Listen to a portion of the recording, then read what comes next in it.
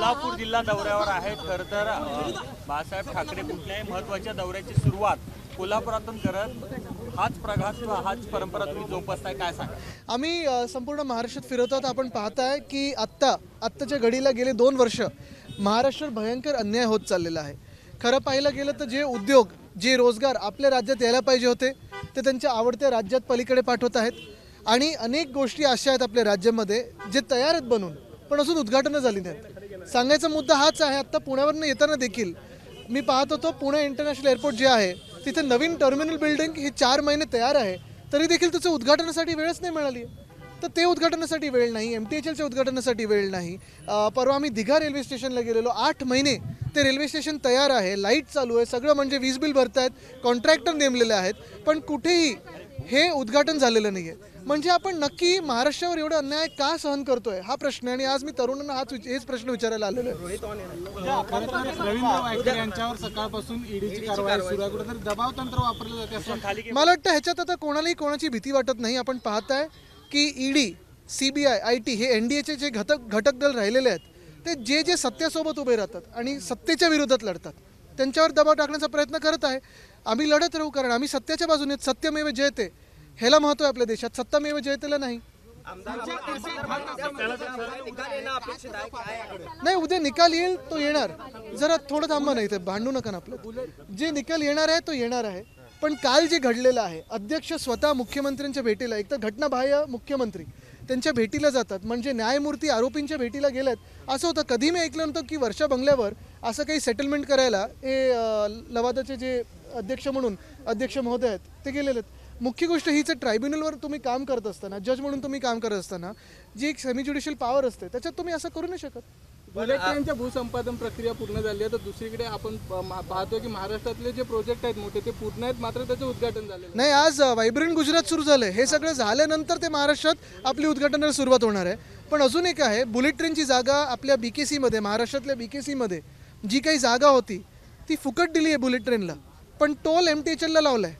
म्हणजे आपण महाराष्ट्रातले जर नागरिक असू तर तुम्ही पैसे भरा, पण आम्हाला सगळं फुकट पाहिजे। अध्यक्षांच्या सगळ्या अपात्र त्या भूमिकेसंदर्भात अध्यक्षांची काय भूमिका आहे आपण गेल्या काही दिवसापासून बघतच होतो, मात्र आता काही तास उरलेले आहेत, तुम्हाला अपेक्षा आहे का अध्यक्षांकडून न्याय मिळेल? अपेक्षा तर 1.5 वर्ष त्यांनी एवढं खेचल्यानंतर न्याय काय मिळेल, justice delayed is justice denied हेच आहे।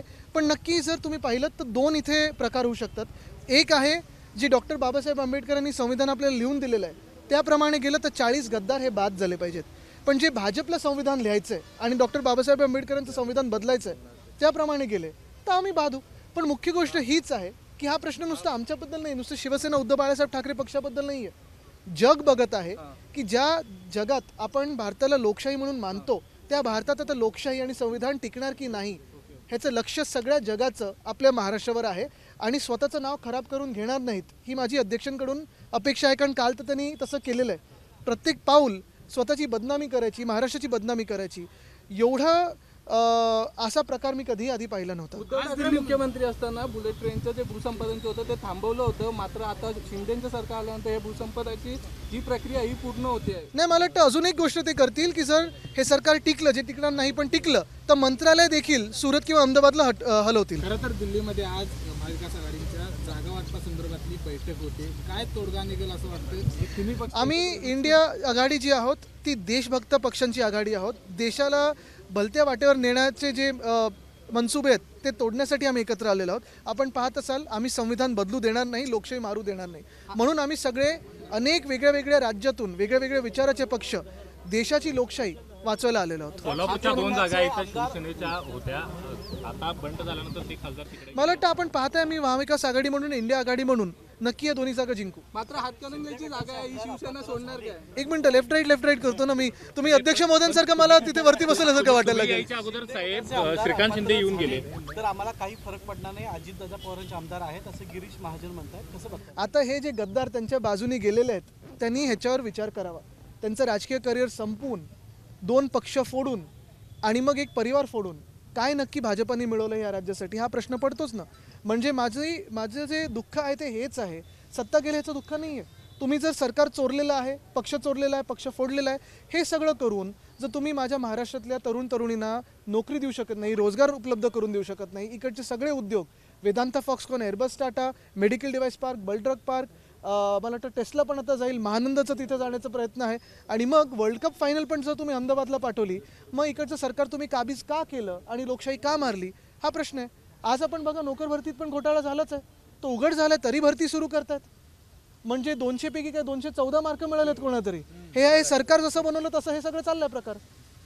पण राग ह्याच गोष्टीचा ना की नक्की मग तुम्ही काय मिळवलं. ह्या 40 गद्दारांचे करिअर तर संपवलेत, ते पुन्हा निवडून येऊ शकत नाहीत, बाद तर होणार, पण त्यानंतर आनंद साजरा करायचा की चला हे बाद झाले आता पुढचे बाद करायला निघू. हा राजकीय प्रकार, एवढं घाणेरडं राजकारण कधी मी आयुष्यात पाहिलं नव्हतं. मला वाटतं आपण पण कधी पाहिलं नसाल. निष्ठावंत डावलल्याची एक चर्चा कोल्हापुरात होती. मला वाटतं ह्या चर्चा आपल्यापर्यंत माझ्यापर्यंत तरी आलेल्या नाही आहेत. जे निष्ठावंत आहेत ते आमच्या सोबत आहेत आणि चांगलं काम करत आहेत. जे निष्ठावंत आहेत आपण पाहताय, आम्ही पुढे घेऊन जाऊ सगळ्यांना. हातकणंगलेची जागा ही राजू शेट्टीसाठी शिवसेना सोडणार का? कारण राजू शेट्टी मातोश्रीवर देखील आले होते. बघा जर तरवर आता आम्ही जाणार नाही. आता आम्ही सगळे एकत्र जे येत आहोत, जे कोणी आपण आपल्यामधून पण येऊ शकतं. आणि येऊ शकतं म्हणजे मी तिकिटासाठी नाही बोलत आहे, मतदानासाठी सांगतोय. कारण ही लढाई नुसतं आमची नाही आहे, नुसतं निवडणुकीच्यासाठी नाही आहे. आणि मी परत एकदा सांगेन, केंद्रात सरकार कोण बनवेल, कसं बनवेल, हा फार नंतरचा विचार आहे. महाराष्ट्र म्हणून आपण विचार करायला पाहिजे. ते गल्ली ते दिल्ली मतदान करताना जे कोणी आपले उमेदवार असतील, जे जिंकून येतील, तर कोण जिंकलं पाहिजे, तर महाराष्ट्राचा आवाज बुलंद कोण करेल ह्याच्यावर आपण विचार केला पाहिजे. कारण दिल्लीच्या हातात जर सगळं काही दिलं तर पहा, चंद्रपूर लोकसभा असेल किंवा पुणे लोकसभा असेल, 1 वर्ष आता लोकसभेत आवाजच नाही आहे.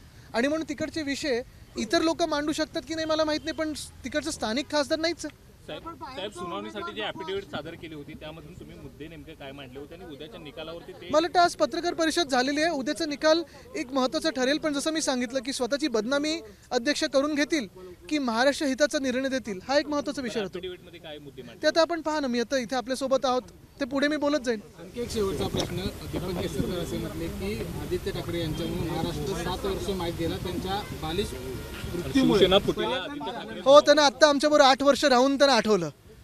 किती निर्लज्जपणा बघा. आणि हेच मी सांगतोय की त्या दिवशी पण मी बघत होतो ते जे क्रॉस क्वेश्चनिंग चाललेलं, एवढं खोटी बोलणारी ही व्यक्ती, अशी लोक हे एकत्र तिथे गेलेत. ह्याचा आनंद आहे की आता सत्य बोलणारे लोक आमच्यासोबत राहतील. पण आरशात तरी कसे लोक पाहतात एवढं खोटं बोलून की AB फॉर्म कोणी दिला माहिती नाही, असं झालं माहिती नाही. एवढे वर्ष जर 7 वर्ष मागे मी दिलं असेल तर आमच्याबरोबर मग 2013 ते 2021 का थांबला होता तुम्ही? म्हणजे तुम्हाला सत्ता पाहिजे होती, ह्याच्यासाठीच ही लोक नुसतं स्वतःची हाव आणि स्वतःला सत्तेत बसायचं एवढ्यासाठीच ही लोक काम करतात. महाराष्ट्रासाठी कधीही काम केलं नाही. ABP माझा, उघडा डोळे बघा नीट.